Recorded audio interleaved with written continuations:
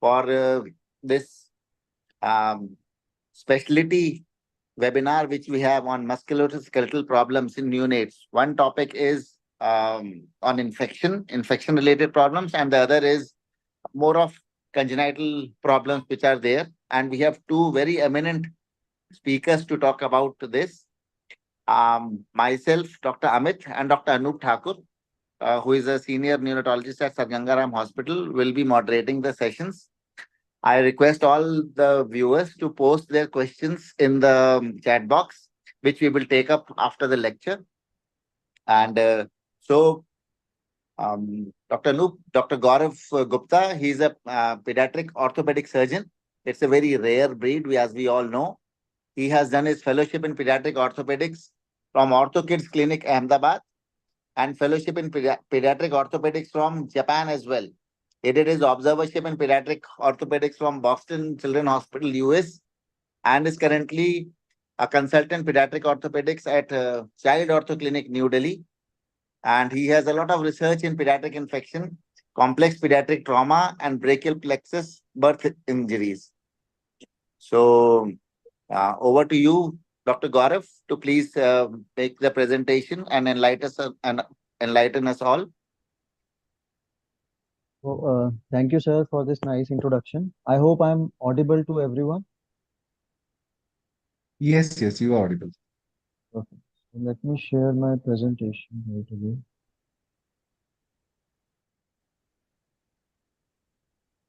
Is it visible? Not yet. Yeah, now it's visible. Now it's Okay. visible. Let's directly start. So I would be discussing about few common congenital musculoskeletal diseases, and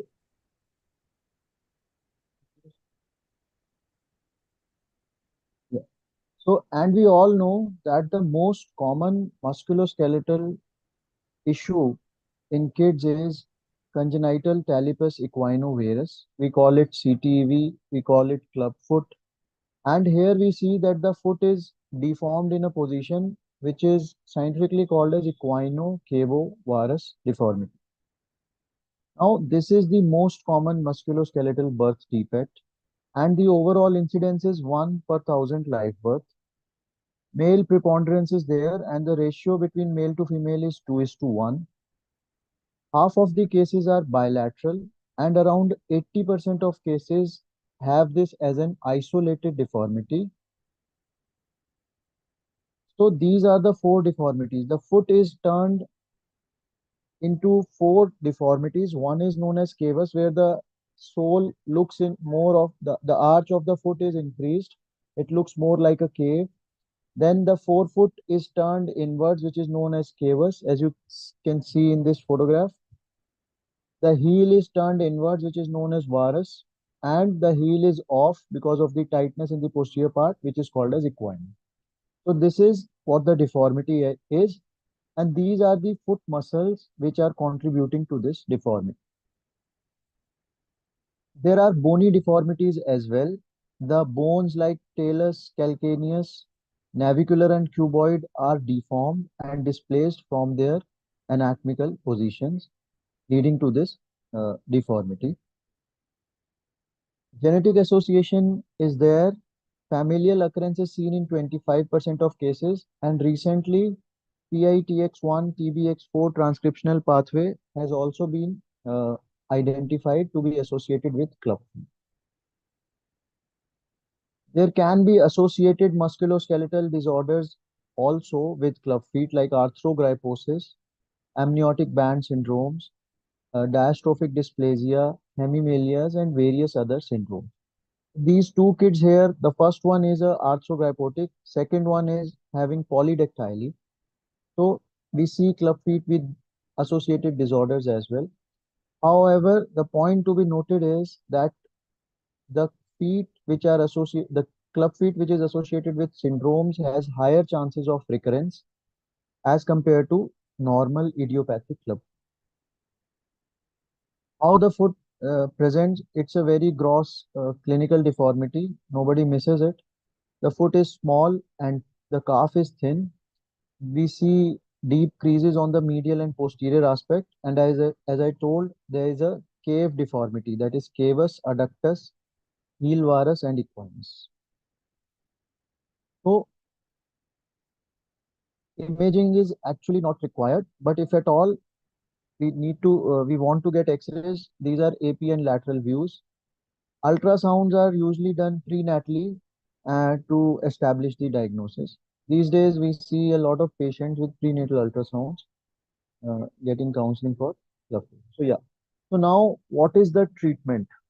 Treatment is mainly non-operative and can be started as early as first week. It is mainly managed by manipulation and casting, which goes by the name of Ponseti casting, because Dr. Ignacio Ponseti was the person who introduced this revolutionary method. It's a fantastic method to correct the feet by serial weekly casts.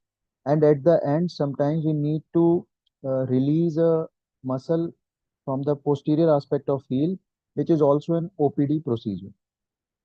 So this works in 4 5 years, till 4 to 5 years, and later on, as the deformity becomes more rigid and stiff, we need to resort to some operative treatment also, where depending upon the deformity, we choose the surgery. There are many options to choose from.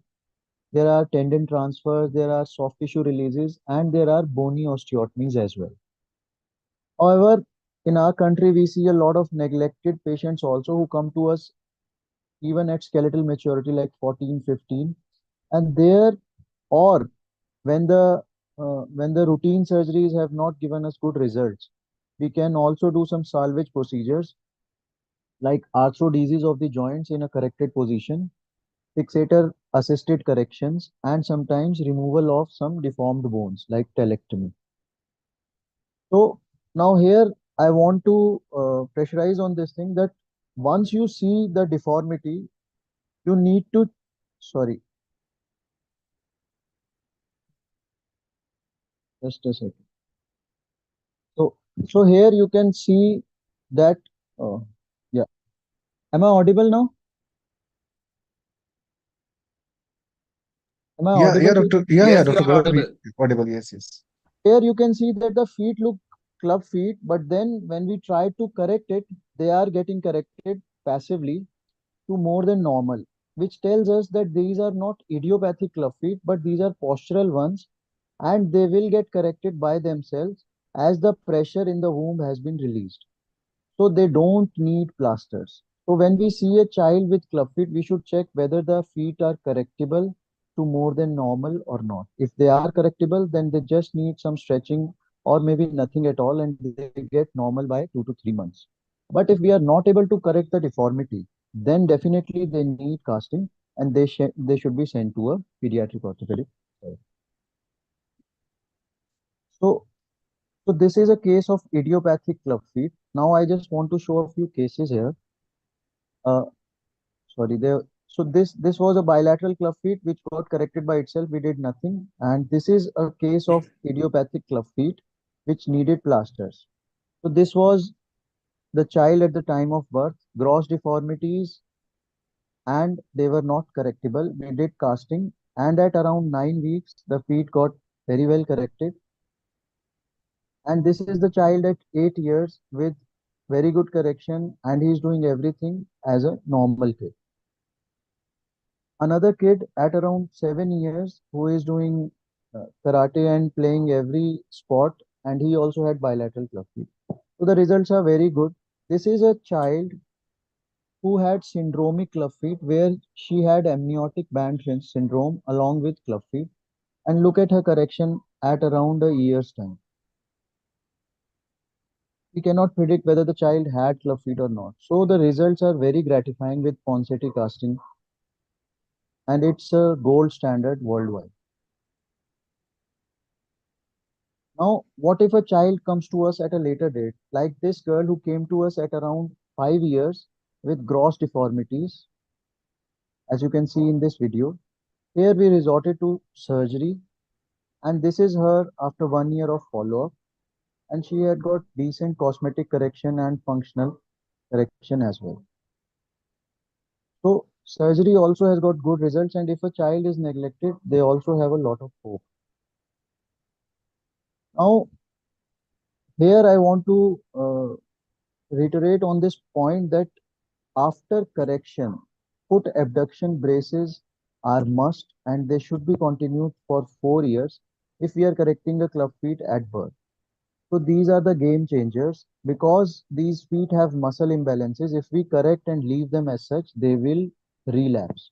So abduction braces are a must, and that is why we keep following them at 3 months so that they should be reinforced again and again and again about these splints.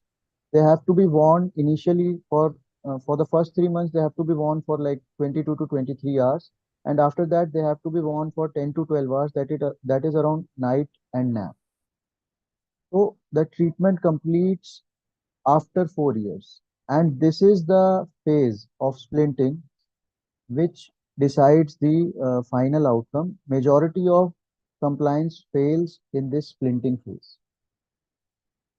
So this was a brief about club feet. Now let us talk about DDH, which is also one of the very important topics. What is DDH? DDH is developmental dysplasia of hip. It represents a spectrum of hip abnormalities which can be present at birth or develop during infancy. That ranges from mild dysplasia to a complete hip dislocation, as you can see in this diagram, subtle dysplasia to complete dislocation. Its incidence is around between 0 to 2.6 per thousand live births. How to diagnose it? It is also a clinical diagnosis. There can be limb length discrepancy. The abduction spread of thigh can be less. The child can limp while walking due to shortening. Due to shortening, the child can walk on toes or bend the opposite knee. And there are some examination points also, like positive Galeazzi sign, abnormal thigh crease, which I am going to show you. Right. So what is most important is what are the risk factors. So breech presentation, every child should be examined for hip dysplasia, and I'll show you how to examine. But these are the risk factors like breech presentation, when there's a family history of DDH, when hip swaddling is an issue, the feet or the thighs are adducted together and tied together, and hip instability on any clinical examination. So these are some photographs about screening examination. We bend both the knees symmetrically and try to see the level of the knees. If both the knees are at same level, then the child has no leg length discrepancy or no thigh length discrepancy. But if one knee falls shorter than the other, then there is femoral shortening and it might be due to hip dysplasia. There can be abnormal thigh creases. There can be shortening of the limb. There can be decreased abduction spread of the affected thigh. So once you try to abduct both the thighs, you will see that one thigh is abducting more than the other. Then this test, which is known as Ortolani and Barlow test. Here, what we try to do is we try to bring the hip inside the socket, and we can feel a sudden click, as you can see in this video. If you see at this part, you can see some click and some click or some sudden giving way, something unstable there. So that is how we examine for uh, hip dislocation. So you try to bring the hip inside the socket by abducting, and you will see that there is a sudden click and the hip goes in. And when you leave it, it goes out. If you want to see it again, just see it again. You can see at this part, yes, it goes in, comes out, goes in, comes out. So that is a very subtle examination. Since here the child is in OT, he is relaxed, so you can see it very well. But when you do it in OPD, you have to be very observant, and it should be very silent so that you can feel that click. That is how we examine hip instability. Now, if the infant has risk factors, as I the best investigation, it depends on the age. So ultrasound between 6 to 14 weeks. So any child who is unstable, whose hip looks unstable, you can wait till 6 weeks for the hip to get better because it matures. And at 1.5 months, you get an ultrasound. And if you find that the hip is dysplastic, you start treating it. After after 14 weeks, you can either get an X-ray or an ultrasound. And after 6 months, you get an X-ray, which very well shows the head of the female. And in case any investigation is abnormal, you need to consult a pediatrician. So, what are the differentials? Any differential of short limb, like Perthes, Coxa vara, congenital femoral deficiency, or hemihypertrophy, or any differential of equinus, like hemiplegia or tight heel cord, can be a differential of. So, investigations, as I told, ultrasound, X-rays. Very rarely we go for CT scans or MRI, especially in in older kids where we need to plan the surgery, plan the osteotomy. So now how to treat? It is time based. The earlier you diagnose, the less morbid the treatment is. So if we are able to pick hip dysplasia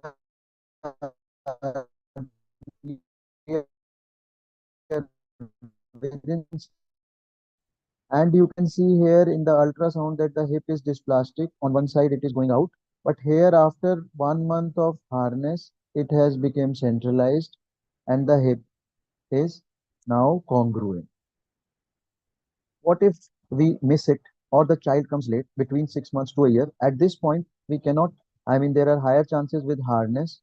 And so we have to do some muscle release, percutaneous muscle release like adductor tenotomy, and put the child in this kind of a hip spica. This goes from toes till the trunk, and we keep this genital region open for hygiene purposes. And the child has to be on bed for 1 month, 2 months, depending upon how the hip is remodeled. After 1 year, even this fails majorly, and so we need to do open reduction where we do an open surgery and bring this head in the socket and again put a spica. Mostly it works, as we can see in this girl. After 1 year of surgery, she came to us at around 1 year, and now she's around two and a half. And as you can see, she is walking, running normally. But after 1 year, we we have to do open surgeries mostly. And that is why clinical examination is very important, because if it is missed in the initial months, then it is only picked by the parents when the child starts walking abnormally. Now, if the child comes further late after 2 years, then along with open reduction, we have to do some bony osteotomy to improve the depth of the socket. Like here, we have done a pelvic osteotomy. And this is the girl after 2 years of follow-up. She's around 3.5. We did pelvic osteotomy along with open reduction. She is also doing very good. Then kids come to us even later. This boy came to us at 4 years. You can see that the hip is out of socket. Here, the dose of surgery further increases, and now we have to shorten this bone also. So the goal of the surgery is to have a concentric and stable hip which does not come out in neutral position. And we have to continue the surgery till we reach that point. So first we try to open reduce. If we are not able to reduce, we do femoral osteotomy. If even then it is dislocating, we do pelvic osteotomy. So that is how we decide the dose of our surgery. The older the child, the more the dose. This is the child, unfortunately, whose bilateral hip dislocations were missed, and he had to go for surgery where both had got full monte, and then the child did well.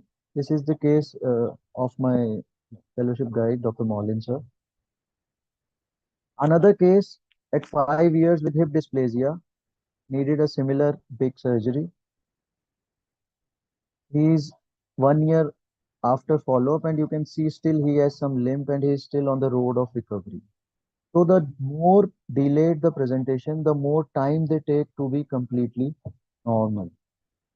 And this girl who came to us from some other country at 18 years, and this dislocation was not treated, and this is now untreatable by relocating, because this all has been very dysplastic and the results are very poor if we bring it in. So we have to do some salvage surgery. Look at the way, the amount of shortening she has. She had around uh, 8 to 10 centimeters of shortening. She is still recovering. It's been more than a year. We did some pelvic support osteotomy where we balanced the pelvis and then lengthened the distal femur and realigned it. This is today's photo of her. Now her limbs are balanced, her heel are touching, but still she is walking with a lot of limb.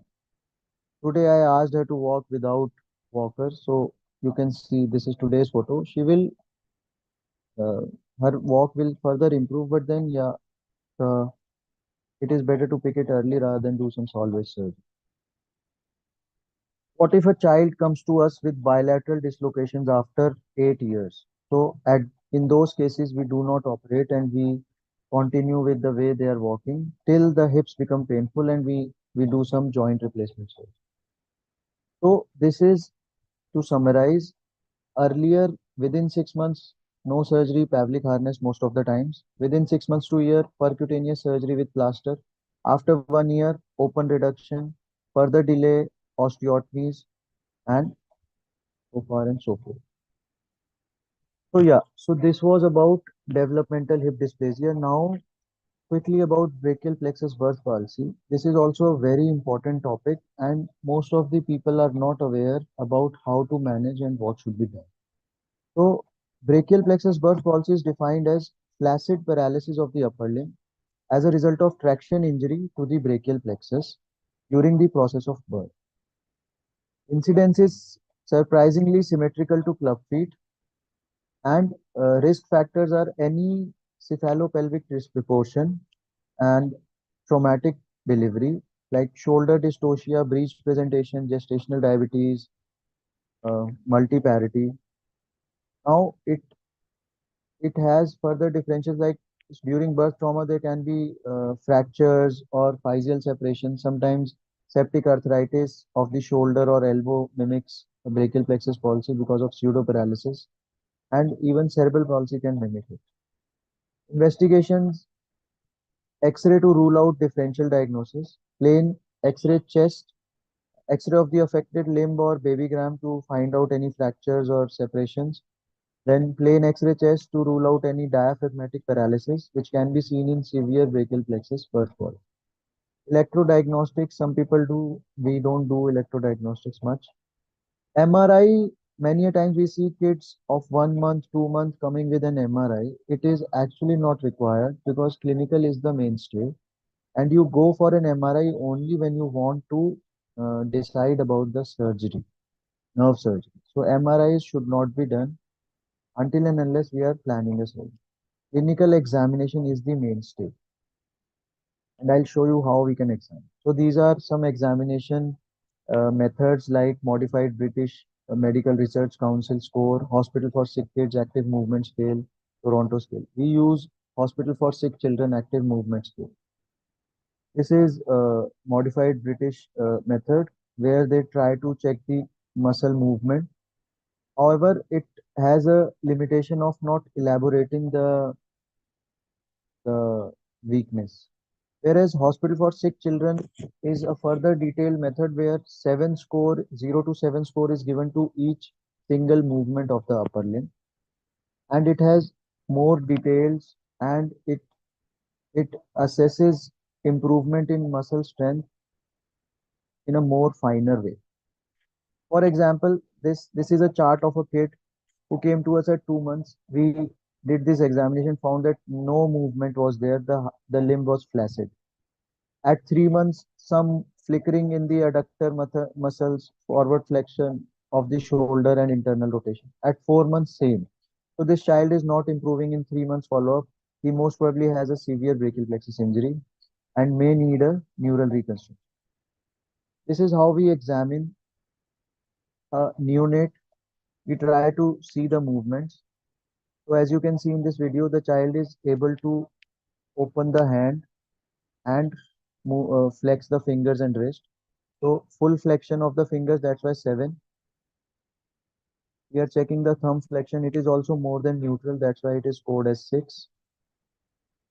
So we just stimulate those muscles and try to record those movements and score them. And it does not take more than 2 minutes.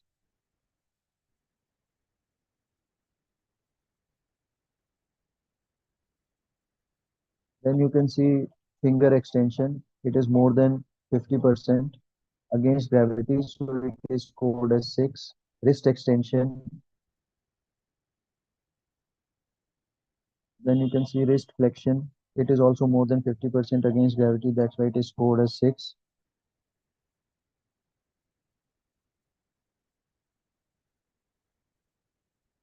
So that is how we score each and every muscle. And these are 15 movements. Total score is 105. It takes 1 to 2 minutes if you are doing it on a routine. So that is how we check.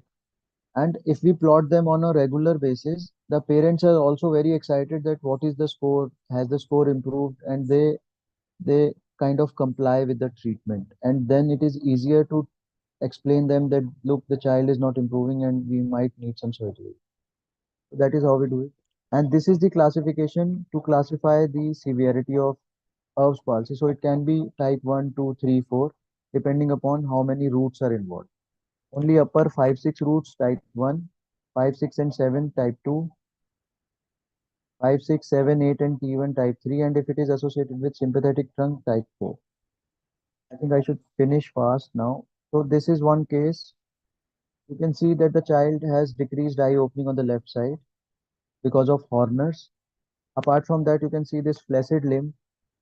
There is some jog of movement at the shoulder, but apart from that, the elbow, wrist, and fingers are almost flaccid.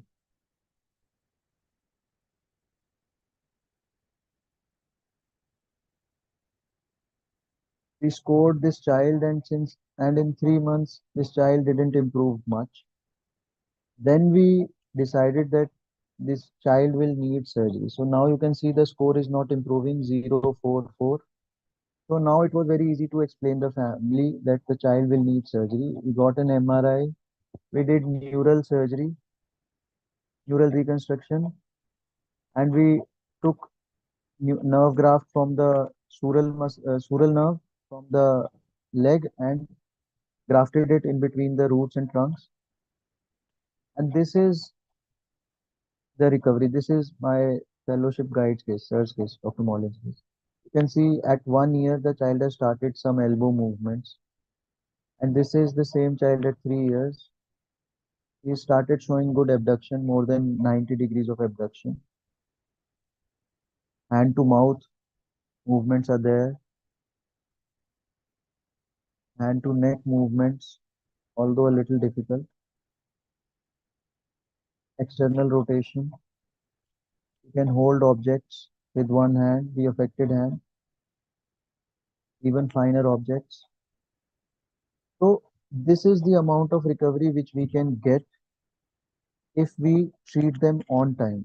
If we tell them that ये ठीक हो जाएगा, अपने आप ठीक हो जाएगा, sometimes it's a severe injury and the child will be in handicap for his entire life. So we should pick them early and guide them of the right treatment at right. This is an adult patient, a young, older patient. How we examine them, we try to see their movements and see what all limitations they have. In this case, you can see that in doing hand to mouth, he has to lift his shoulder a little. He's not able to go behind his neck. As you can see on the right side, he is not able to go behind because of the tight internal rotators. He is not able to abduct more than 90. So these are the movements which we plot and assess them. He is not able to go have good external rotation as well.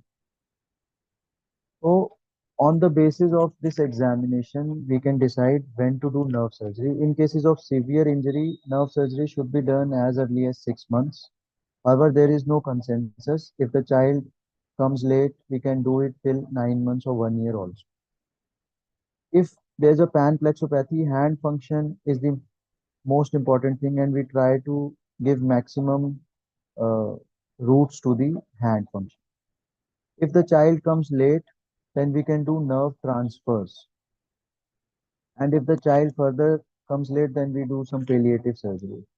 This is a chart showing that now we have proper protocols at what deficit, which surgery or which procedure or physiotherapy or Botox has to be done. So this is not now brachial plexus burst palsy is not enigmatic. We have proper protocols to deal with these kids and we have predictable results. This is a case where we did tendon transfers. You can see that his hand to mouth function was very much affected.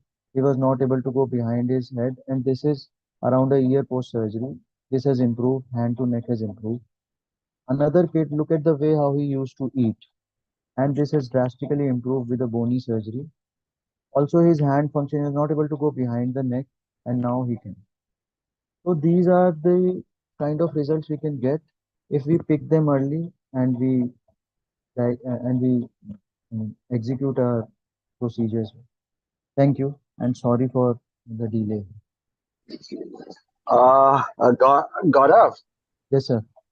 I'm so thankful and thank you, Amit, for having Hi, this Dr. talk. Hi, Dr. Sren. Uh, Welcome. I'm the We were sorry, I'm the keenly waiting for you. no, no. So I'm happy, Amit, you chose these topics.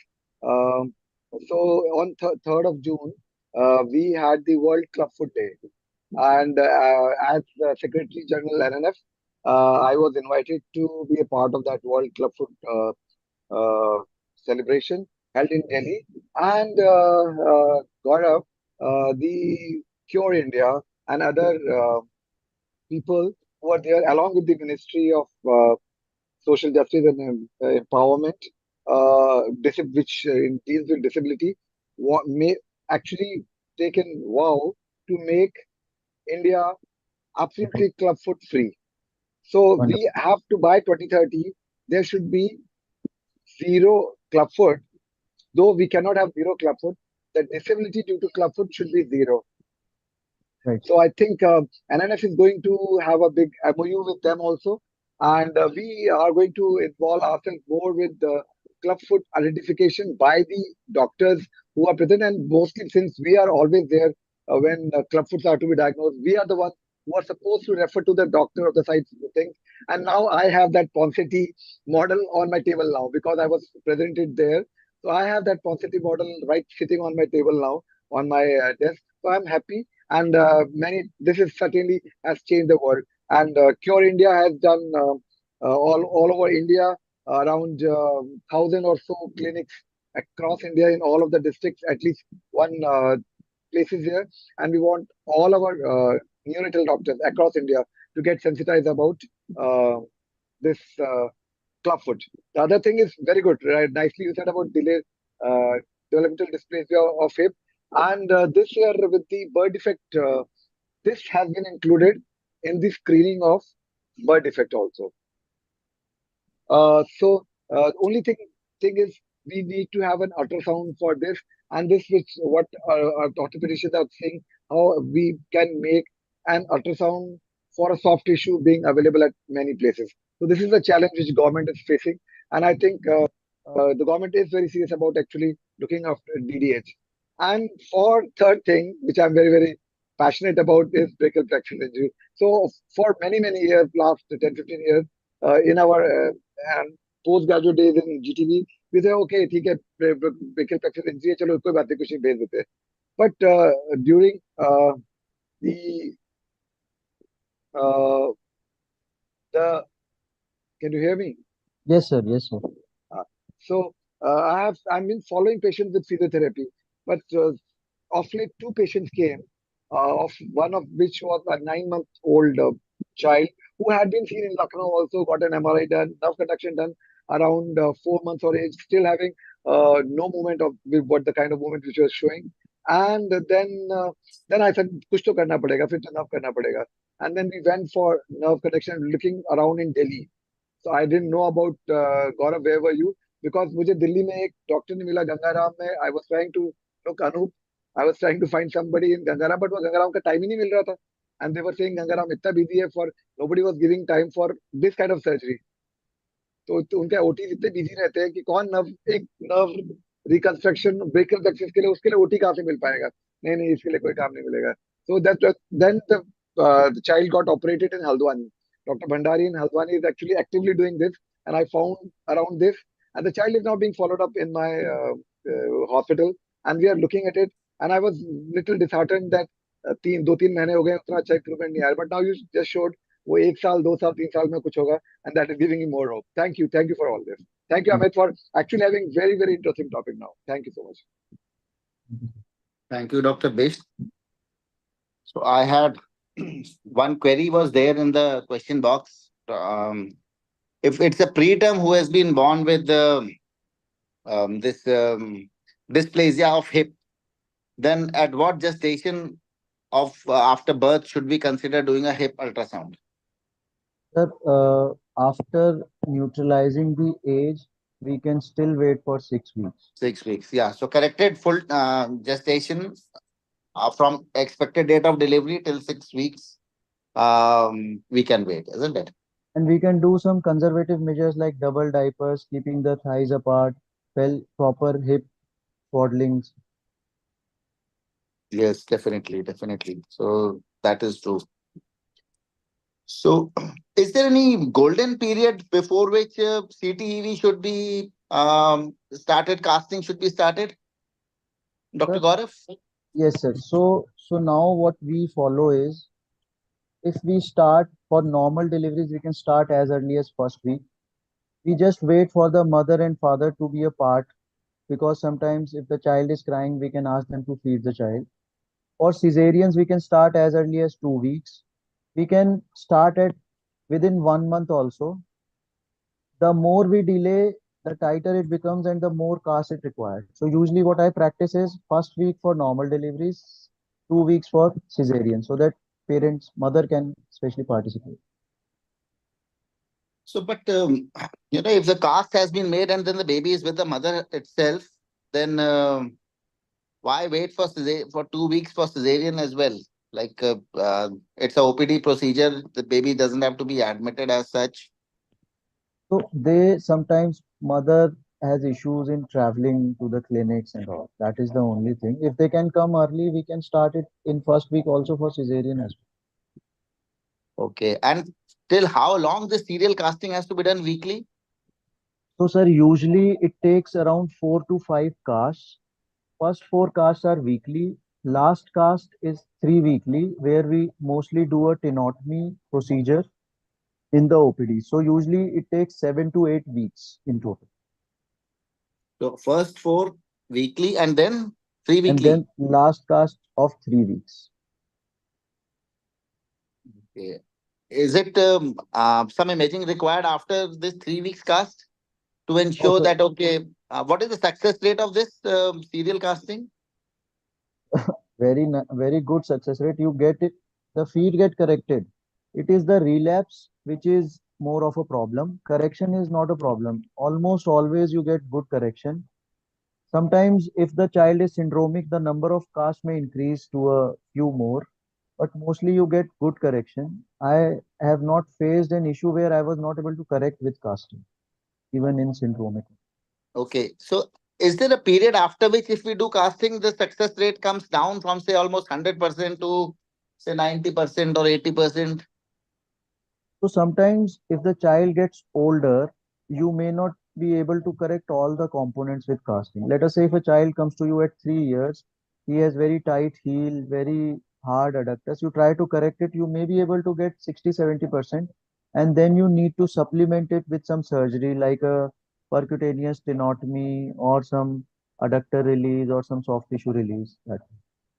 No, in neonatal period itself, if beyond 2 weeks or 3 weeks or 4 weeks, some decrease in success rate is there. Is that so? Or it's fine in the neonatal period if it's delayed up by 2, 3 weeks? It's just that the number of casts increase. You may need 7 casts, 8 casts if the child comes at 2 months, 3 months, 4 months. But success, I mean, invariably every time you are able to correct. Okay. And you mentioned it should be sent to a specialist for casting. That is very important, I perceive, because in most of the centers, the specialist or pediatric orthopedic surgeon may not be there. So, have you seen any, like, what are the common fallacies done by a general orthopedic surgeon, which should be preferably avoided, which you as a pediatrician can also say, okay, like, this doesn't seem to be right. Sir, So, are there any pointers you can tell us? definitely, sir. Many a times what I see is that adults ortho surgeons are not interested in doing percutaneous tenotomy. They'll do corrections, but they'll not do the tenotomy. And the child has tight heel cord and he'll start walking with uh, with heels off or in equinus. So that is one of the most common things which I see. Tenotomies are not done where adult colleagues are doing this thing. Second is we try, since we are doing only this, we try to have absolutely 100% correction, absolutely normal fit. Many a times they are okay with like partial correction कि ठीक हो गया देखो चल रहा है, and then those patients come to us कि sir हमारे को तो बोल दिया ठीक हो गया, but then हमें लगता है ये आगे से थोड़ा मुड़ा हुआ है, ये पूरा अच्छे से नहीं रख रहा, चलते समय उंगली को उठाता है. Apart from that, splinting protocols are not very clear with them. They don't follow them, check the splints, see the range and all. They say ठीक है अब ये पहनाना है और 2 साल के बाद छोड़ सकते हो. But now No, we know that my query is primarily for this Ponseti casting, and which is serial casting, which is there because at times weekly it has to be done, and parents, as you pointed out, that especially nuclear family and all, they may have difficulty in moving out of town frequently. yeah. So In quantity casting, mostly I see tenotomy is not done, and uh, that is the most common thing I see. you know, Partial correction. okay. Thank you very much. So Dr. Anoop, can we move on to Yeah, I mean, I think there are some questions in the chat box. yes, We'll yes, finish yes, that. yes, yes, yes, So, yes. just to emphasize on CTEV, we need to also just give the message to the students that it is important to examine the newborn baby as a whole. And you also look at the hip at the same time because the association between CTEV and DDH. And you always look at the spine. You look at the spine, finding spina bifida. So that's a message which I would like to add on to what Dr. Gaurav has already Perfect. said. And I think one is that he's already talked about the syndromic and the non-syndromic kinds. Syndromic kinds are more difficult to treat. They're more severe. They have higher scoring system. There's a scoring system called used for CTE called Pirani scoring system. Uh, and the most important thing in practice is to ensure the compliance of the patient in the fall of the parents because wearing those shoes actually for 12 hours, 18 hours, it's become difficult. So even if it's get corrected till 4 years, you have to emphasize that the follow-up is there. Otherwise, the entire hard work which has been done by the orthopedician and the family actually goes into waste. The recurrence becomes very high. That is one message which we need to emphasize. Absolutely. This Secondly, was new to for me as well. This was very new to yeah, me. At 4 years, it has to be done. yes. Actually, the wearing those shoes first day and night, and then only at night. So there is a kind of regime which they follow. First, initially, it's for longer duration, 12 hours, 16 hours. Then they cut it down only during sleep, and so on. So that the parents has to be emphasized right in the beginning that okay, it's a 4 year long treatment. It is not something which is done just for 3 months or tender release is done at 3 months and then it's over. That is one thing just I want to emphasize. And Dr. Gaurav has taken it very wonderfully, CTV. Regarding development dysplasia of hip, I think the risk factors has been already shown by Dr. Gaurav, like firstborn child, breech, girl presentation. Swaddling is one of the risk factors which is there for development dysplasia of hip. then macrosomia, and so on. Now, the PGs and the fellows, they should know to do the Ortolani's and the Barlow's test. This is very important because we attend all the resuscitation, mostly pediatricians and neonatologists, and therefore we should be picking them up right at birth if there is suspicion. Because unless if it is very late, you see more, you diagnose it later, and there's much more intervention and surgical corrections required. So diagnosis early is very important. So in autoimmune tests, I think Dr. Gaurav has rightly shown that how it's trying to dislocate a hip which is dislocatable. So you adduct and you push it backwards and see that whether it could be dislocated or not. In There is Barlow's test, and in autonomous tests, you try to abduct and you try to relocate a dislocatable hip. So these two tests, I mean, we should know, our students should know to perform at birth. So that's for DDH, which I wanted to emphasize. And of course, he went through the protocol of ultrasound and radiology and the correction, all those things. For brachial plexus injury, again, the examination at birth is extremely important because what happens usually, we are in a hurry, pediatricians, we do the resuscitation and we just rush through. So you just make sure that examine that the baby is moving all the limbs. If you're in doubt, you do a Moro's test to see that if there's an asymmetrical Moro, and you look at the position of the hand. If there's a Porter's tip position, we may suspect an Erb's palsy. You may have to do an exit rule out the fracture of clavicle that was rightly emphasized for the Erb's palsy part. And I think conservative management is something because that we should all start at birth, like physiotherapy, and sometimes to make sure that there is no atrophy of the muscles. You need to sometimes do splinting also. So that is one thing. Just place a splint on the hand. 3 months is the time you operate only in severe cases. In cases which are not very severe, we can wait up to 9 months, 6 to 9 months. That is what we're trying to say. And one test in clinical practice which is suggested is a toffee test. I mean, that's one commonly orthopedicians call it, that at 6 months you give a toffee, 6 to 9 months, and if the child can take the toffee or not to his mouth, that means the flexion of the elbow is tested. And there is a test called towel test, like you put a towel on the face and see whether the child can take off the towel or not. So these are easy tests to perform in clinical practice, especially for Dr. Amit is so busy. So towel test and toffee test, this could be performed at 6 to 9 months. And surgical nerve construction, I mean, it's really wonderful to see that such a good job has been done, because very few people actually do this kind of surgery, and the recovery is slow, it's gradual. So that's what I wanted to comment on the Erb's palsy part or the brachial plexus part. But wonderfully presented. It's very difficult to cover these three topics so comprehensively in such a short class. And there are some questions, Dr. Amit. Should we take it? Do we Yeah. take So them one all is by together? Dr. Yeah, Yeah, there's Riaz, two, take it. just two questions. Yes, yes, yes. One, and then we'll just go to the next presentation. One is by Dr. Riaz Ahmed. How do Thank we you. manage Erb's palsy immediately after birth? So immediately after birth, if the child comes to us and the child is showing that the limb is not moving, we we just teach them 4 5 movements of the hand, wrist, elbow, shoulder, to just do home based exercises like moving the wrist, moving the fingers, moving the elbow, moving the shoulder. That's all. If there is no fracture involved, sometimes it can be associated with fractures also. And we ask them to just do home based exercises for 1.5 months. Around 6 weeks, we call them again. And then we see how much improvement is there. If it was only neuropraxia, almost all movements would be recovered and child will be using the hand completely. But if the child is not using the hand and there are some partial improvements, that there might be some partial recovery, there can be neurotomies, and those children need physiotherapy in form of stimulation of atrophic muscles or muscles which are not functioning, and stretching of the tight muscles. And if the child is flaccid, we still start with physio and see how they respond to physio or supervised exercises. If they start improving, we chart them, we plot the scores, and we see how they are improving.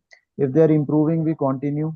If they are not improving and we see a plateau, then we think about what is not improving, and depending upon that, we take a call whether the child needs a nerve surgery or a Botox or a plaster or that. Okay, so immediately after birth, we should be starting physiotherapy, at least the passive movements that should be done. That is important Is for first 6 weeks, which we teach to the for 6 families, weeks. and we share some Yeah. videos as well with them. Yeah, and Dr. Gaurav also told about what we call the SEDENS classification, about neuropraxia, neurometasis, and exometasis, basically. Okay, the last question for you, Dr. Gaurav, is what is the percentage of recovery in herbs paralysis? So I think he must be meaning by conservative management. What proportions of kids will recover who have herbs paralysis? The fate of recovery is decided by the impact. If it is neuropraxia, almost they have got very good results, complete results, and within 6 weeks they have full function. If it is neurotmesis, then they have partial recovery and they will need some kind of a nerve or a muscle balancing surgery. If these are avulsion injuries, then they will not recover and they will need a nerve surgery. So, neuropraxias recover almost completely, neurotmesis partially, avulsions no improvement. So, that depends upon the impact or the severity of fraction or injury which has happened. Okay, Dr. Amit, can we go to the next Yes, presentation? We can definitely, thank sir. Dr. Definitely. Yeah, yeah. Definitely. So I So, would request you to please introduce Dr. Sampath. Dr. Gaurav, thank you so much. It was an extremely enlightening session for us because, as pediatricians, we are a bit, let's say, not very well educated about these conditions. And it was great to hear you. And I'm sure the student must have learned a lot. And thank you so much. So the next presentation, I would like to invite a very eminent pediatric orthopedician, Dr. Jayan Sampath. And Dr. Jayan Sampath has done his FRCS from Edinburgh, and he is a pediatric orthopedician. He is a senior consultant and associated with Rainbow Children Hospital, Pragati Hospital, and Vimla Hospital. Welcome, sir, and it would be great to have your session. Most welcome to this podium. Dr. Anup, Dr. Amit, thank you so much for inviting me. It's always a pleasure. I work in a children's hospital, so I am surrounded by about 100 pediatricians all the time. So this is not anything new for me. In fact, it's very rare for me to see my orthopedic colleagues. I interact more with pediatricians than with fellow orthopedic surgeons. And I think that's the right way, really. It's the way forward. I think we need more children's hospitals, more dedicated children's hospitals, and more orthopedic surgeons working in children's hospitals, because I think a pediatric orthopedic surgeon belongs in a children's hospital, as it is the case throughout the world. So I think we're, um, short of time. So I will touch upon some important aspects of infections in children, why they are important, and what is the best way to manage them. My presentation is visible and I am audible. Yes, sir. Yes, sir. Yes, you are. Yes. So first I'll touch upon septic arthritis and then we'll move on to osteomyelitis quickly. So why is septic arthritis a medical emergency? Children die from septicemia. We see one case a year at Rainbow where we are unable to save the child because it has not been diagnosed or treated appropriately in the early period. Septic arthritis, once it establishes, it can seed other joints and it can and does result in severe disability. There are many late sequelae, many of which can be managed, but some of which have no good treatment method at present. So prevention and early appropriate management really is the key. So these are all some of the sequelae that I see in my practice. This is a child with a septic dislocation. This is a child with some growth disturbance to the proximal femur. You can see the coxa magna on the left hip. The femoral head is very large. It starts to come out of joint, and it causes a lot of problems. And further corrective surgery is frequently required. And this is a more severely affected hip on the left side, where you can see there is coxa vara and quite severe disturbance to the morphology of the proximal femur. And many a time we see complete destruction of the femoral head, and these children end up with severe disability. So untreated septic arthritis causes significant morbidity. So the risk factors for poor outcome, number one is diagnostic delay. Many studies have pointed out that up to 96 hours is acceptable for osteomyelitis, but septic arthritis is best treated within 6 to 12 hours of onset. In our Indian setup, this may be difficult to achieve in every case, but really time is of the essence, and that is the most important message. And having a high index of suspicion is very important. In neonates less than 3 months of age who develop septic arthritis, 47% of these SIPs eventually end up being painful in adult life. Sickle cell anemia is again another risk factor. And this is one more factor, which is PVL positive Staph aureus. I'm sure many pediatricians are seeing this particularly virulent form of Staph aureus coming up in our practices increasingly commonly. And this particular PVL positive Staph aureus is responsible for a lot of the PICU admissions and many of the orthopedic sequelae that happen. So this is a child patient of mine whom I treated, and you can see, in addition to destroying both hips, there is widespread necrosis of the skin. Many of these areas required secondary skin grafting. So really, this is a really nasty problem, and it's best treated early. So any neonate, because of the immature immune system, I know I don't need to tell a bunch of neonatologists about why neonates have an immature immune system. You're all completely aware, and you encounter this in your practices. But in the NICU, our particular problems are they are low birth weight, preterm, and they undergo various invasive procedures. And each time there's an invasive procedure, obviously there is bacterial seeding, and this can result in seeding of the joints and subsequent septic arthritis.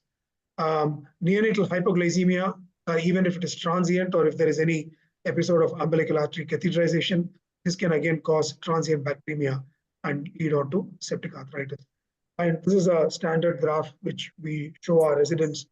This is from a textbook that shows how maternal IgG starts to come down by about 6 weeks of age, and then it takes a little while for the baby's IgM to start getting produced. So between 6 weeks and 3 months, there is a window of opportunity for various pathogens to invade the immature immune system of the neonate or early infant and cause infection. And I'm sure this is the case with all systems. So it is the 6 week to 3 month window that really is the critical period when a child is at risk of septic arthritis.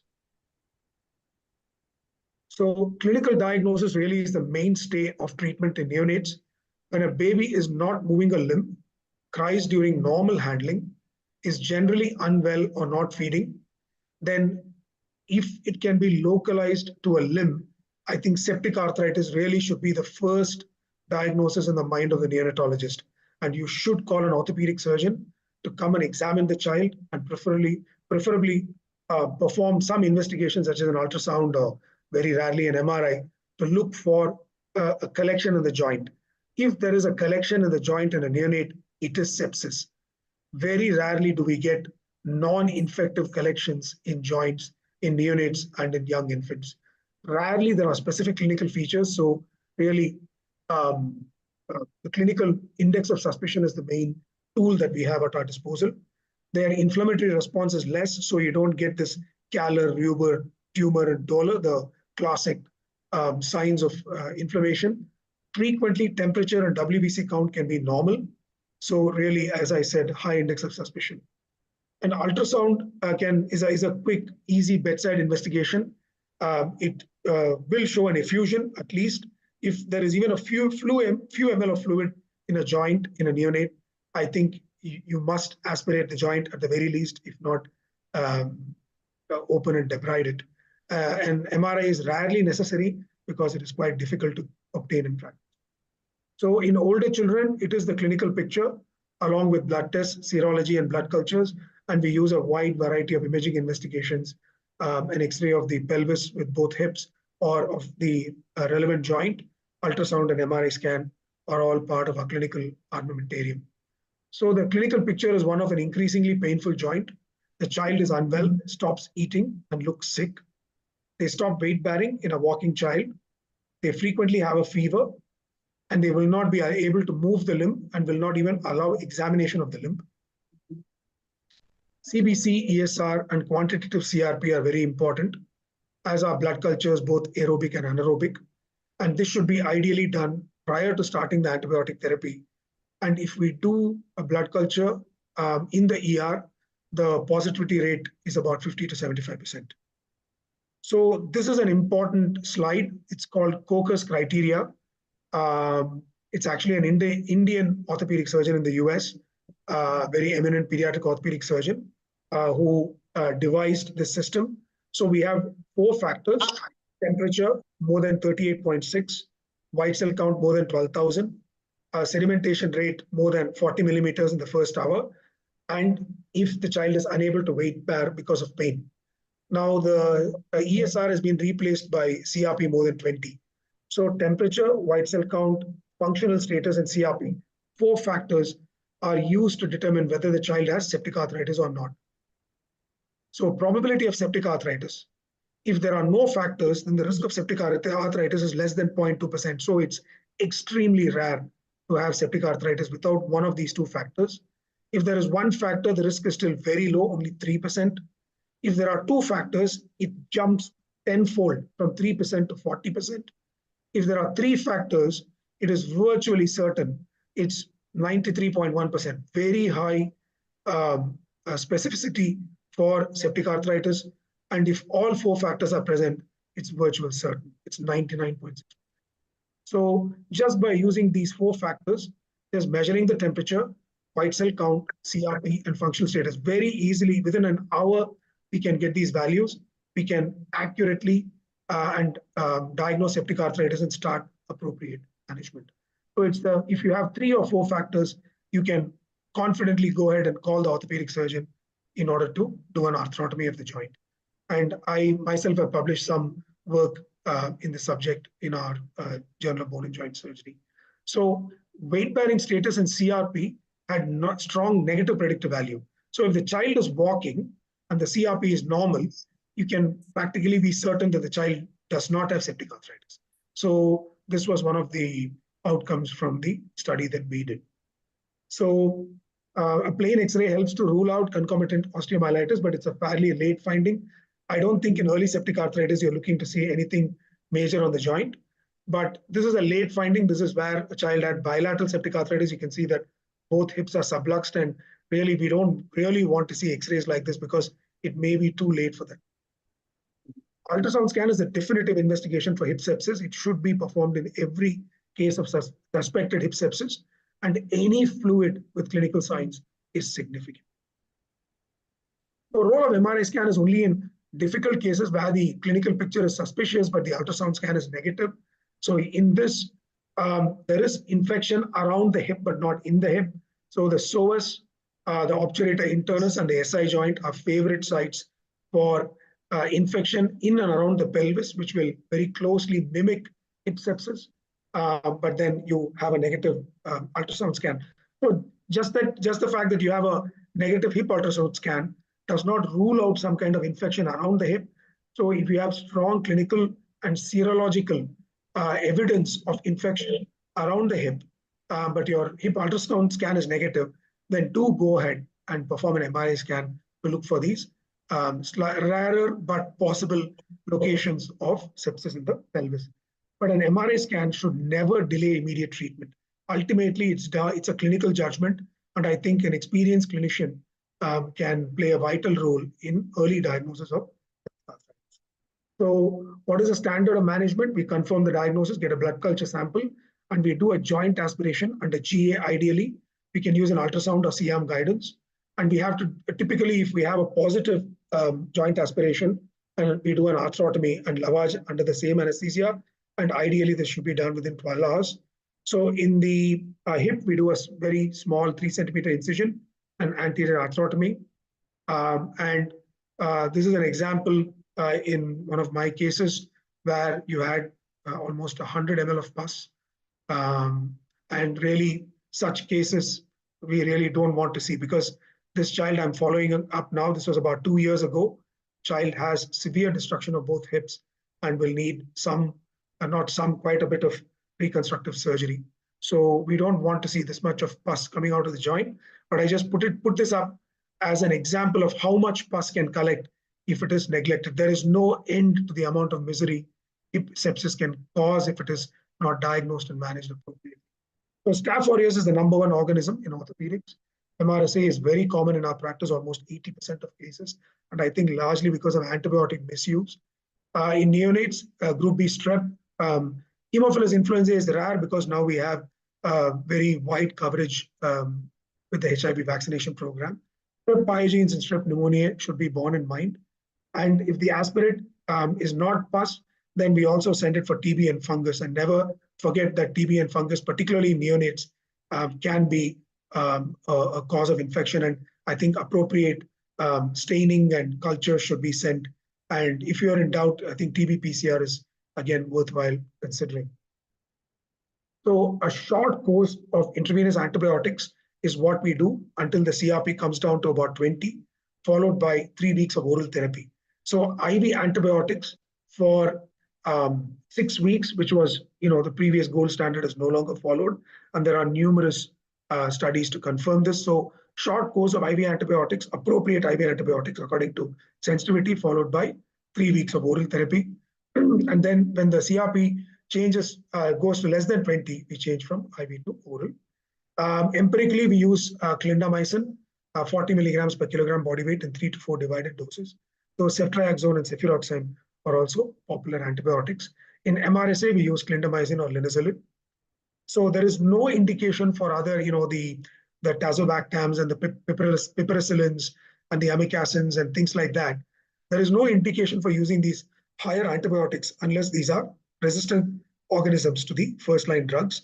So we tend to use first-line drugs, and we do get good response to these. So steroids have been shown to reduce the inflammatory response, accelerate recovery, and reduce complications, though this is still a little contentious issue. So not all orthopedic surgeons use, though some units have started to use antibiotics along with steroids to limit the long-term damage to the hip. In case the hip dislocates, I showed an X-ray of a hip dislocation with sepsis. Important to diagnose it early, and we apply a spica or a Pavlik harness. So this is a baby who had a Pavlik harness after a hip dislocation and then ended up with a good result, hips that are concentrically reduced and not much damage. Osteomyelitis, again, is similar to septic arthritis. Infection is typically metaphyseal. Our aim is, again, to prevent or limit the amount of sequelae and also prevent the development of chronic osteomyelitis, which is, again, a difficult condition to treat. We get one bite at the cherry, so get it right and treat it. Get it right first time and treat it properly.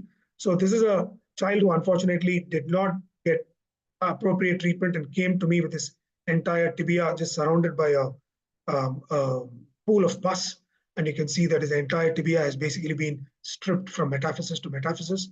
Another case of a child who came in with acute osteomyelitis and septic shock and convulsions and was diagnosed as febrile convulsions with compartment syndrome. So this is a child with acute osteomyelitis and febrile convulsions because of sepsis, and the osteomyelitis was completely missed in the initial presentation.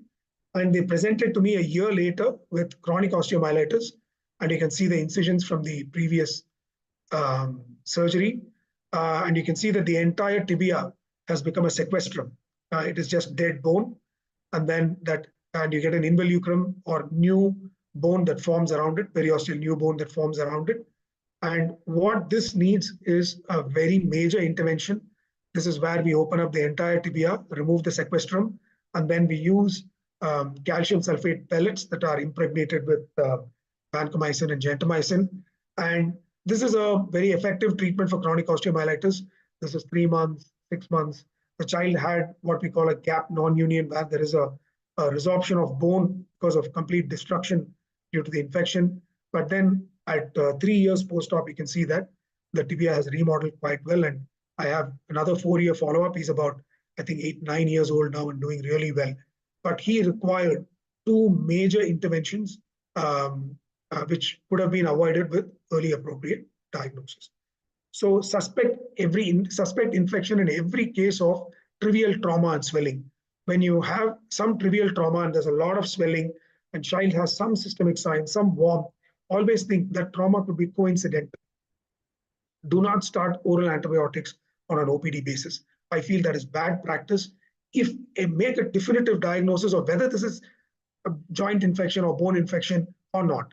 If it is joint infection, child needs admission and IV antibiotics. If the child does not have joint infection, send them home. Don't start them on empirical oral antibiotics. I think it's just bad practice, and we need to investigate better before admitting the child.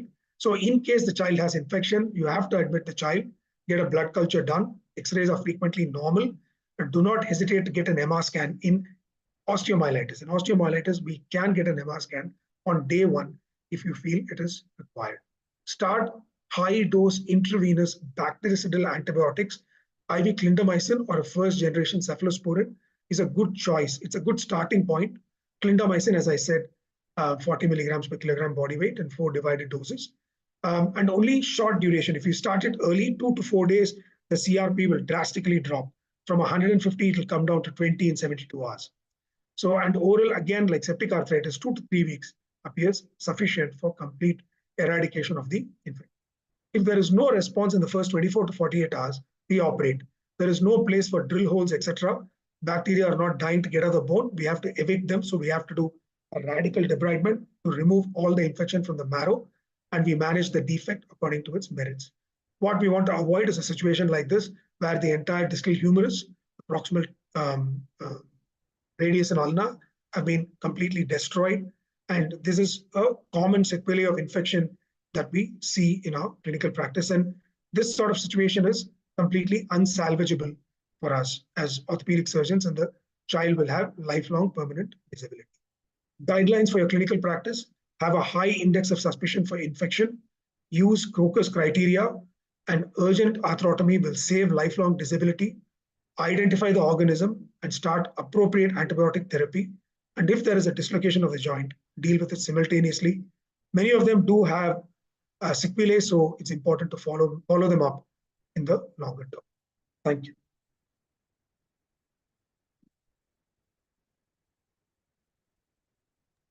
I have one more talk on cerebral palsy. Shall I go ahead with it? It's a short talk. We can take some questions on this. It's an excellent talk.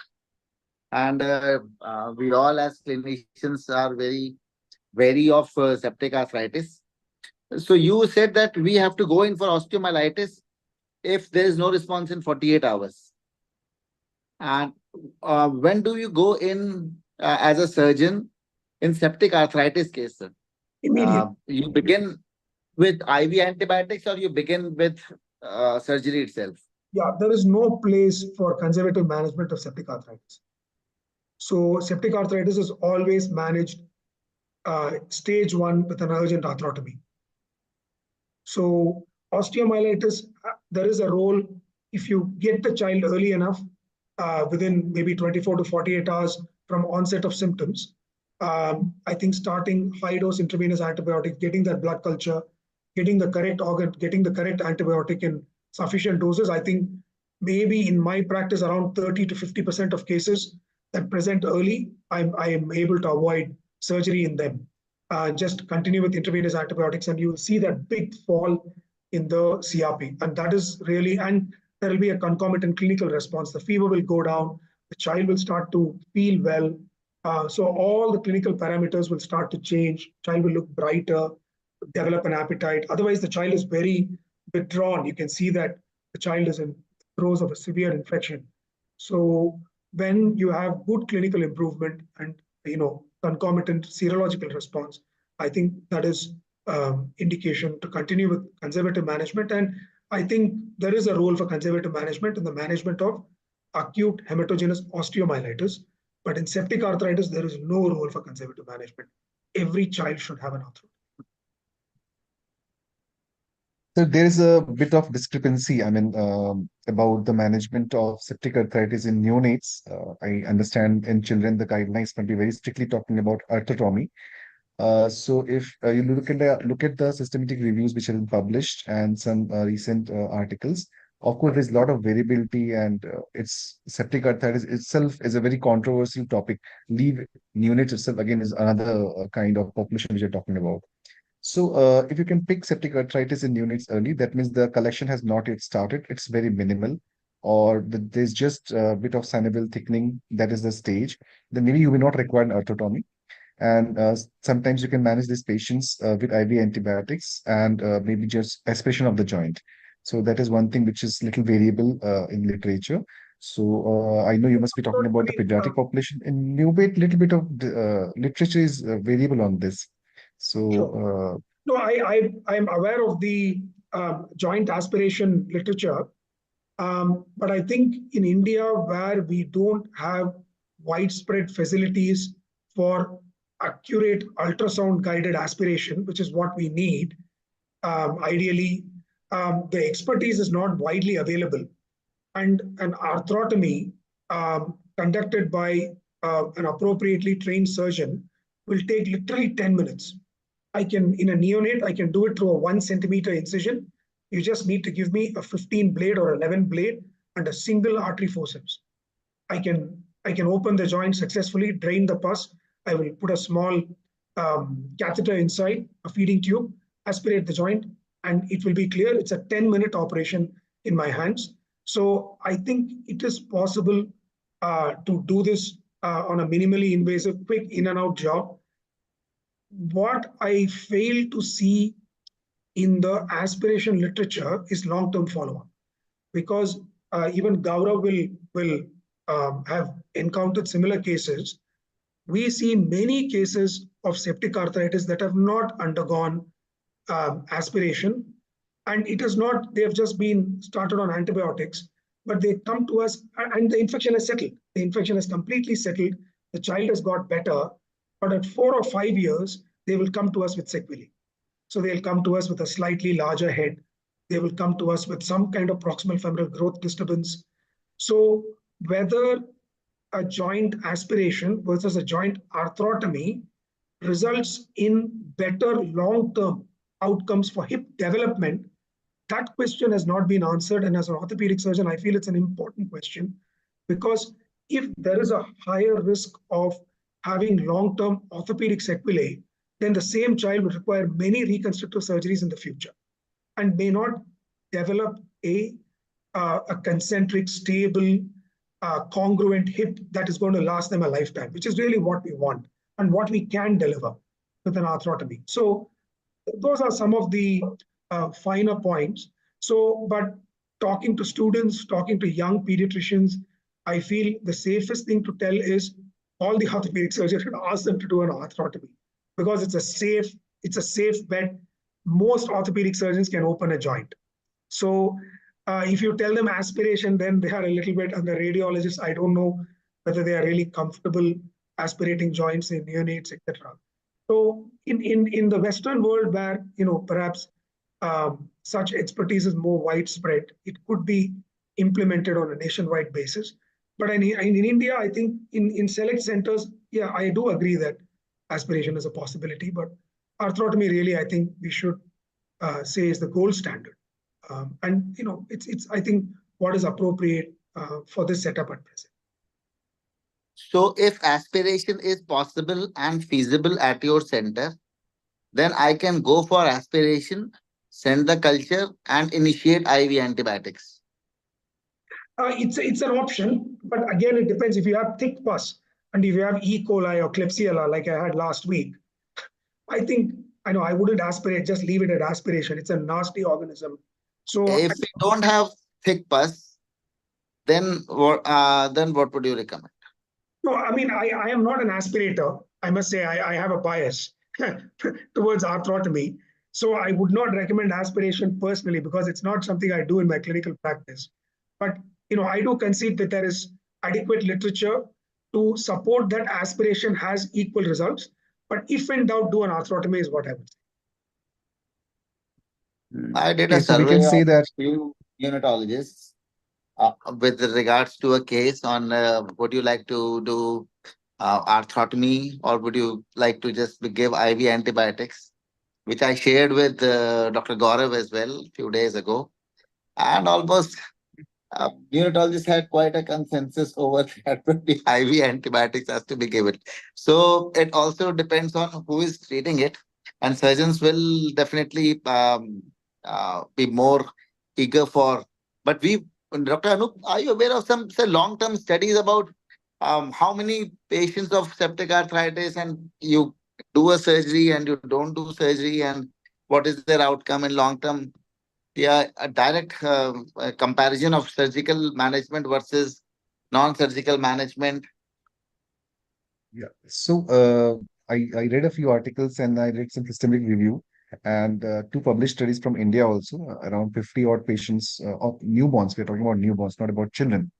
And again, there was discrepancy in the literature. So I think what Sari is talking about is when there's a lot of pus collections, then you just open up the joint. But you might diagnose newborns at very early stage when there's just the newborn is not moving the limb. There's some signs of inflammation. There's no pus collection, minimal synovial thickening. In those cases, what will you do by opening the joint? I mean, they will respond probably to IV antibiotics. Sure. Similarly, there could be very minimal, maybe just 1 ml of pus. It could be aspirated by ultrasound carrier aspiration. You have an expertise in your unit, like we do have an expertise.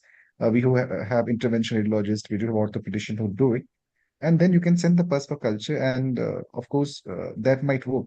So arthrotomy is might be a gold standard in children, I fully agree, but in newborn, if you look at the literature, people have managed it conservatively with joint aspiration and with arthrotomy. All three has been done, and it might depend on the severity the newborn is presenting with. That is what could be a possibility. Then I'm perfectly happy with that.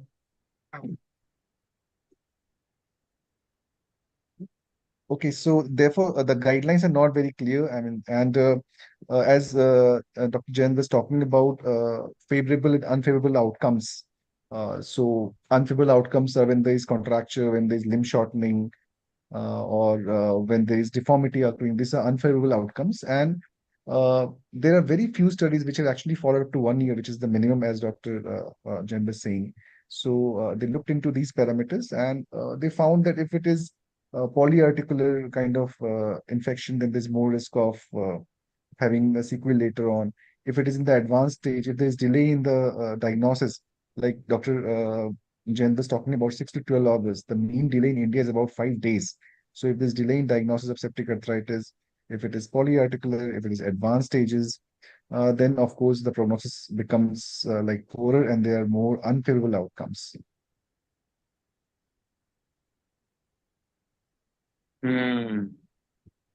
Okay. Okay, so we should take up some questions by the students because we Yes. should not miss them. They are the most important Yes. part. Yes. Yes. Okay, so there's one question by Dr. Riaz now. What is the frequency of joint involvement in septic arthritis? So, which is the commoner one that we see? Most common one, I think you took the hip is the most common one in units also. So, what are the next most common joints involved in units? So knee and shoulder, ankle, and the elbow. Though wrist, I've seen infection in the wrist, in the ribs, in the spine. I've even been called for infections in the temporomandibular joint because they thought it was orthopedics, but I sent it off to somebody else. So the large joints, hip is number one, knee is number two, shoulder is number three, and after that, all the small joints, the wrist, the elbow, and the ankle. But I have seen infections in every single joint in the same child. So that is also, when you have really multifocal infection, where I have opened every single joint in the body. And, she had a very good outcome at the end of it. So, and, good NICU support. Okay. Then the next question is again by Dr. Riaz is what antibiotics should be started empirically in septic arthritis and osteomyelitis? So on the basis that Staph aureus is really the most common organism, I think ceftriaxone or cefuroxime is a good choice. If in your practice, like in my practice, MRSA is very common. I work in an urban center where many of the children have MRSA, they are positive for MRSA. So in those, we use clindamycin or vancomycin. And if the child is very sick, then we would probably start a second line agent. But really, third generation cephalosporin, I think, is a very good choice as a starting point.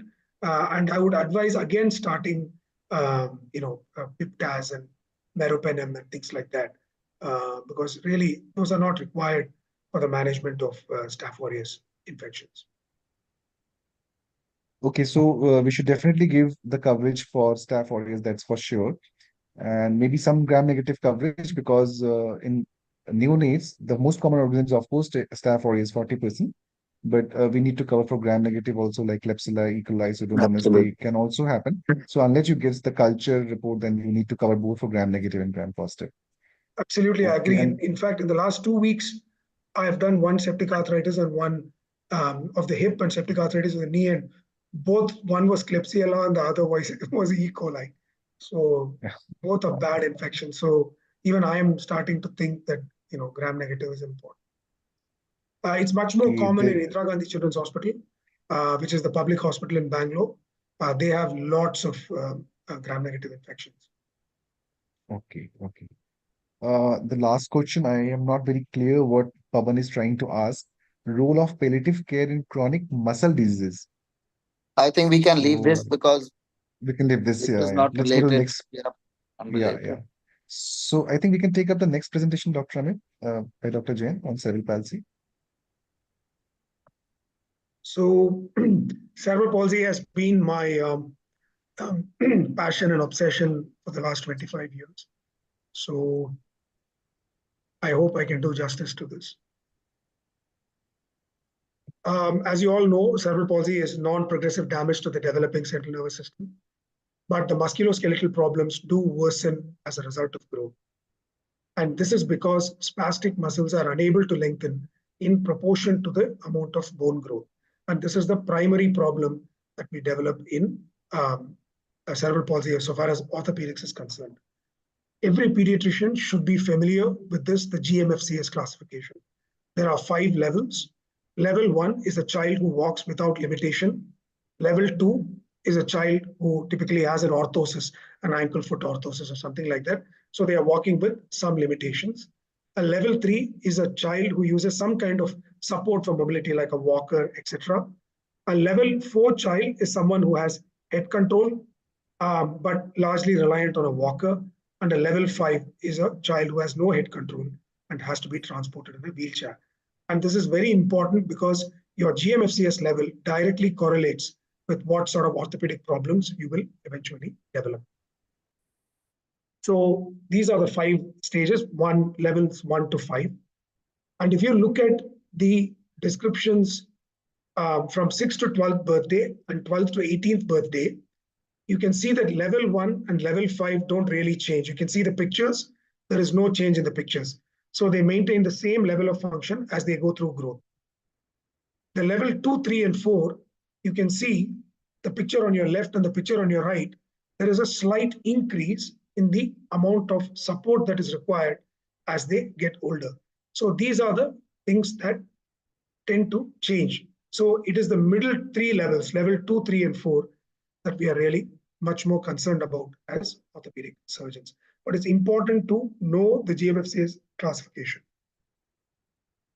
So management depends upon the GMFCS level. All children with CP need active management regardless of GMFCS level. So even if you're a child with level 5 CP, don't say, this child will never walk, doesn't need orthopedic treatment. Of course, they need orthopedic treatment and they need appropriate treatment at the right time.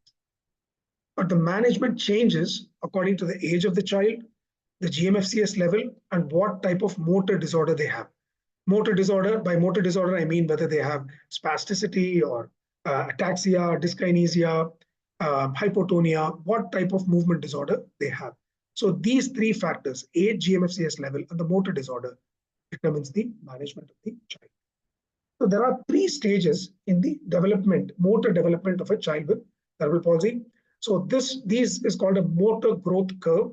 It was developed by Professor Rosenbaum from Ontario University in Canada, and they have done a lot of the seminal work associated with how children with cerebral palsy develop their motor abilities over a period of time. So what they found is that in the first 6 years of life, there is a rapid improvement, and this is natural. This is a natural improvement in their overall motor level. So from 0 to 6 years, they are getting better. From 6 to 12 years, they are relatively stable. They maintain their motor level. Their motor growth curve does not change much.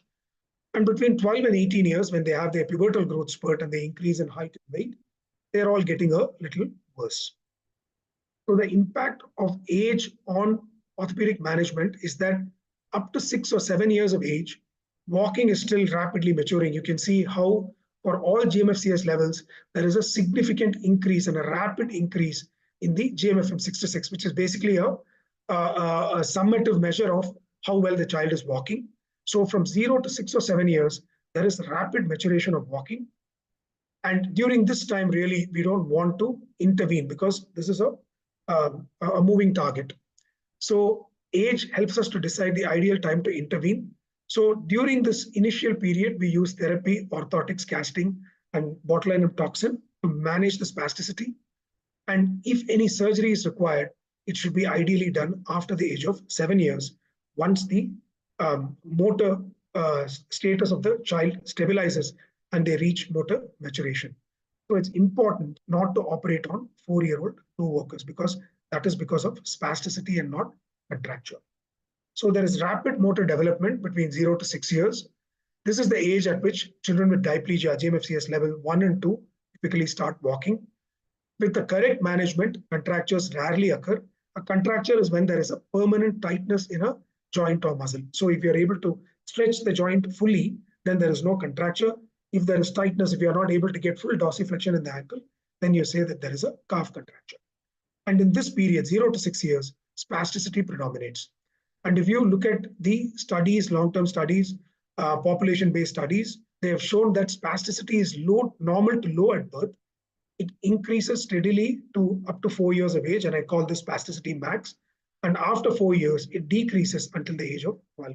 And these are the graphs from these two seminal papers that show how spasticity increases and then decreases naturally over a period of time. So this is a 6-year-old boy who is walking with spasticity. So this toe walking is not because of contracture, it's purely because of spasticity. So this child should not have surgery. So this is a child, 5-year-old child, starting to develop a contracture. So -5 degrees of dorsiflexion with knee extension. That means there is a calf contracture. Again, because the child is 5 years old, all I did was to give the child a Botox injection. And you can see this is the child 6 weeks after Botox injection, walking reasonably well. We also do a short period of casting for these children, about 3 weeks, just to correct the muscle contracture and to give a little period of stretch to the muscle. But Botox should be given in adequate dose, 6 units per kilogram per muscle. Procedural sedation or GA should be used to minimize distress to the child. And it's important to use ultrasound guidance or EMG guidance. So this is where we use an ultrasound scan. I can just show you how we use an ultrasound scan. There you see that's the calf, gastrocnemius. You can see the needle going in, and you can see how under ultrasound guidance, I know exactly where the Botox is being injected. And this is very important because even if you miss the muscle by a few millimeters, you will get a subclinical response or no response.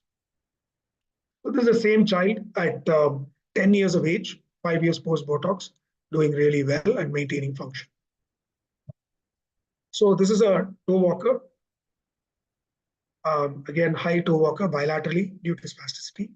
4 months after Botox injection, intensive therapy and splinting, you can see that he's walking with a heel toe gait. Now I have 4 years follow-up on him. No further surgery has been done. And he's doing quite well. So CP can be managed without surgery in children less than 7 years of age. So what do we do in the next sort of period, which is 7 to 12 years? Here, motor and gait maturation have completed. They plateau if they have been managed appropriately, and contractures can occur if spasticity has not been completely controlled. And this is the ideal period for operative intervention. So in ideal management, you need a detailed multidisciplinary assessment where you have an orthopedic surgeon, you have a physiotherapist, orthotist, Many team members are involved, a pediatric neurologist. So we all sit together, we discuss what is the right management of the child. And if facilities are available, in walking children, we do something called 3D gait analysis, and then we plan for surgery based on gait analysis. Following surgery, we do intensive post-op therapy both and at home. So this is our gait lab in Bangalore. We have 6 infrared cameras. We have optical cameras. We have a powerful force plate on the ground. And we have a computer that analyzes all the data. So we stick 22 markers on the skin. And then we also have an EMG probe. And then when you shine infrared light on it, they all become bright points in space. And this is converted into a 3D model. That's the force plate, and that's the ground reaction force. And then we get a bunch of complex data, a lot of graphs, and then we interpret these graphs. And based on these graphs, we decide what surgical intervention the child needs. So gait analysis gives us the surgical plan without any guesswork. So how do we use, why do we use clinical gait analysis? Because clinical examination findings do not always correlate with gait abnormality. The child with CP requiring orthopedic surgery has problems at multiple levels and in all 3 planes, coronal, sagittal, and transverse. And excessive and inappropriate surgery used to be a common problem in CP. And really the role of gait analysis is to try and mitigate the amount of inappropriate or excessive surgery for children with cerebral palsy. So there are 3 types of surgeries that orthopedic surgeons like Dr. Gaurav and me do for children with CP. The first is called gait improvement surgery. So the second is called crouch correction surgery, and the third is hip reconstruction surgery. These are the only 3 surgeries that orthopedic surgeons do. Gait improvement surgery is typically done between 8 and 11 years of age. This is done on the GMFCS levels 1 and 2. These are the unsupported good walkers. These children will benefit from improvement of their gait. Crouch, is where the child has flexion of the knee and hip, and then they are sinking down to the ground. This typically happens during the adolescent years in GMFCS level 3, the supported walkers. And hip reconstruction surgery is done because hip dislocation is very common in the GMFCS level 4 and 5, the non-walkers. This is to prevent femoral head deformity, and it can be performed at any age. Percutaneous surgery is something that is practiced in some centers in India, and the worldwide consensus is that this is to be avoided at all costs. Such percutaneous surgeries cause greater harm than good. They have various names and abbreviations, but all of these operations are quite outdated because they tend to over-lengthen the muscle tendon unit. They are attractive to parents because they are thought to be minimally invasive, but the needle really causes greater damage than open surgery because of the risk of over-lengthening. And this is a case of iatrogenic recurvatum. So this was a GMFCS level 2 walker. He was walking quite well. And then somebody did a percutaneous hamstring release on him. They over-lengthened the hamstring. And then they have converted him into a much more severe gait problem where he is hardly able to maintain an independent gait. So this is disastrous for the child because it is irreversible. There's no orthopedic operation that I can do to make this child better. So it's best avoided. So typical gait improvement surgery addresses something called lever arm dysfunction. So this is a child who has persistent femoral anteversion. This is very common in children with cerebral palsy. They have in-toeing gait. All I did was a femoral derotation osteotomy, and 4 months down the line, she's walking much better. You can see she's a lot more confident. Has no fear of falling. She's walking faster. She's going to school. She's happy. So appropriate surgery that's timed well has really a life-transforming effect on the child. So this is another child. This is another problem that tends to happen in hemiplegics. This is an equinovarus deformity. In this, we do contracture releases, soft tissue releases, and tendon transfers. And this is the same child around 4 years down the line. She still has a limp because she has a type 4 hemiplegia, and she's got some problems with the hip. But she came back to me because she wanted her hips to be sorted out. But you can see that her foot is much better correct. For 12 to 18 years, children undergo rapid pubertal growth spurt. There is some deterioration in their ability. Many level 3s present with crouch. Ideally, no surgery should be done at this time because education is important and teenagers don't comply very well with rehabilitation. So this is an adolescent 12-year-old boy who was walking with crouch. He had something called a femoral extension osteotomy, and 2 years down the line, you can see that he's walking with a straight knee and he's walking a lot better. Even though he has grown a lot taller, gained nearly 20 kilograms in weight, he's much taller and much bigger in spite of that. he has maintained his function very well. So he's a 6-year-old boy, GMFCS 5, not standing, referred to me because of a leg length discrepancy by the physiotherapist. And you can see the adducted posture of the limbs. And when I took an X-ray, I found that both hips were dislocated. Now, OC, along with the various pediatric associations of India, we have formed a protocol for screening of clinical and radiographic screening for hips in children with cerebral palsy. And I would urge every pediatrician to visit the POSI, the Pediatric Orthopedic Society of India website, to download the protocol, which is available as a PDF file. So this child required major hip reconstructive surgery, bilateral femoral and pelvic osteotomy. But following the surgery, he did really well. The key message here is to prevent these hip dislocations in the CP non-walkers if at all possible. And there are ways and means of preventing such hip dislocations. So ideal management of CP, to summarize: 0 to 6 years, we manage spasticity and prevent contractures. This is the age of the therapist. 6 to 12 years, we do gait improvement surgery. This is the age of the surgeon. And 12 to 18 years, some level 3s may develop crouch and might need surgery for that. But in the vast majority of children, we are looking to strengthen the muscles, prevent weight gain. We'd rather have them in school rather than in hospital, and we'd rather have them in the gym than in the therapy center. And this should be the age of the teacher. So the age of the therapist, the age of the surgeon, and the age of the teacher. This basically, I think, summarizes the life of a child with CP. One of my children, 2016, just started walking after I gave him a Botox injection. Age 7 years, 2019, just before the pandemic, underwent 3D gait analysis, and then had some gait improvement surgery following that. And this is him about a year post-op, in the community, in a playground, doing what all other children should be doing. So that, I think, summarizes the modern management of cerebral palsy. Thank you.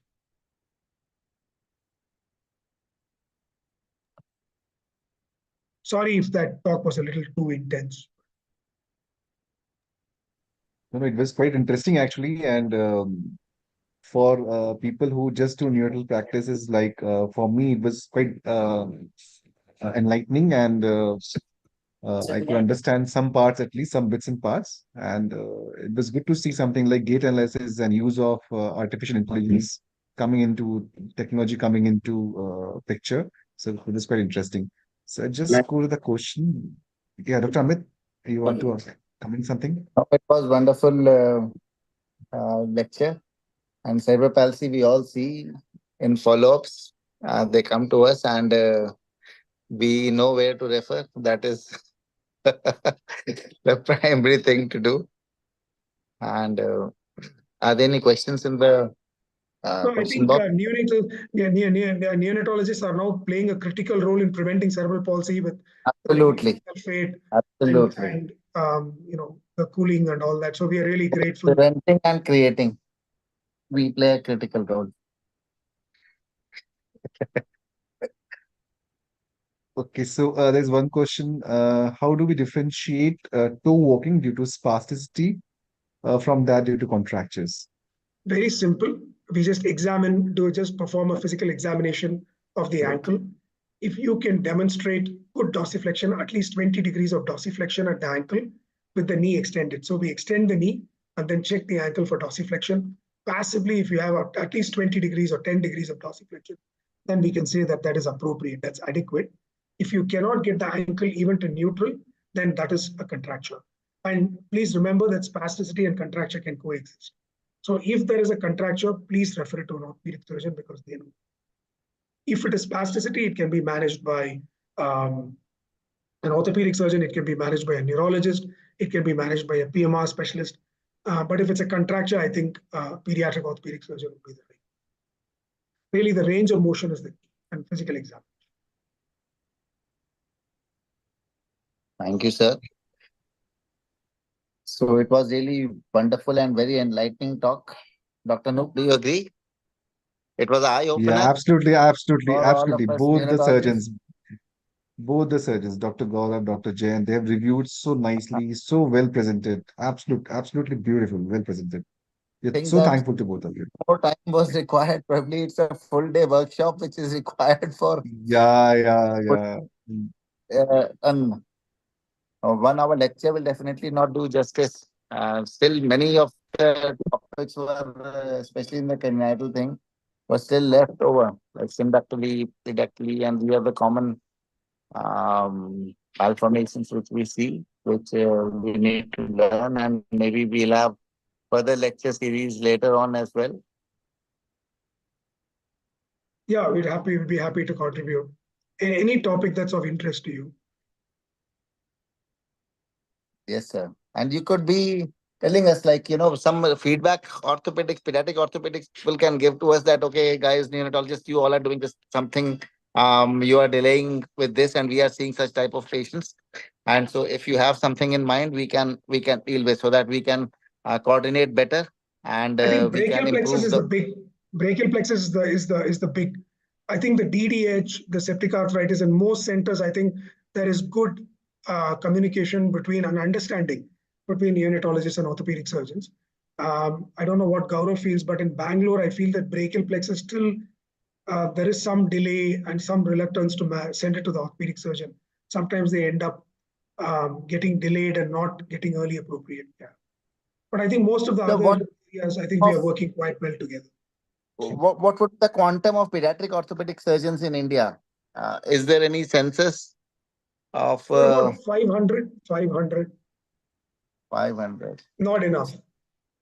Yeah, one has to see the ratio of pediatrician or neonatologist to pediatric orthopedic surgeon is still too vast. So that is one of the main reasons that we are most of the pediatricians are not able to contact, and most often people don't know that pediatric orthopedics people are doing this, and so we need many more talks so that all the pediatricians are also aware that okay, these are things which can be done, which should be done, and where to send if we don't have a clue, and how early to send, how early to refer. And so we will have many more talks on pediatric forum as well. And thank you a lot very much, sir. And Thank we you so can much for the opportunity. Thank Thank you, you. we It sir. can was a real pleasure. Gaurav, Yes, sir. Thank you for the opportunity, Amit sir and Anup sir. And thank you, Jayan sir, for agreeing for being a part of this. Thank you, sir. real pleasure. Thank you, Dr. Anup and Dr. Amit. Yeah, thank you, Dr. Jain, Dr. Gaurav. Wonderful presentation, and really glad that I could be a part of this. Thank you, Dr. Amit, for giving me the opportunity. Thank you so much. Thank you. thank you, Good night. sir. Bye. Good night. Bye. Mhm.